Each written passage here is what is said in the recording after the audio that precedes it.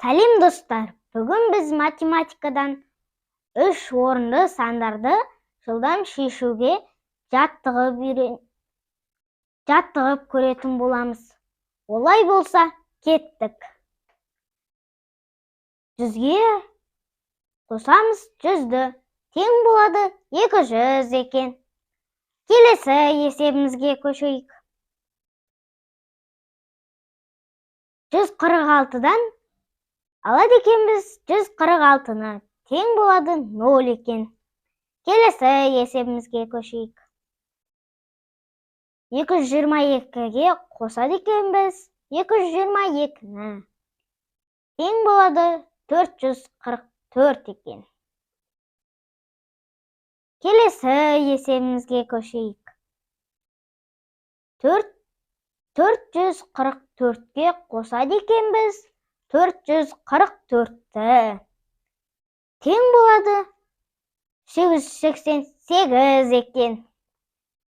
Келесі есебімізге көшейік. 120-ға қосады екенбіз 120-ны, тең болады 240 екен. Келесі есебімізге көшейік. 490-нан 490-ды алады екенбіз достар. Тең болады 0 екен. Келесі есебімізге көшейік.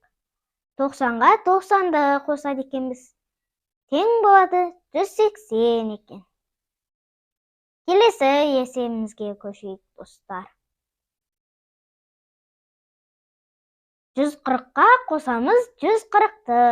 Тең болады 280 екен.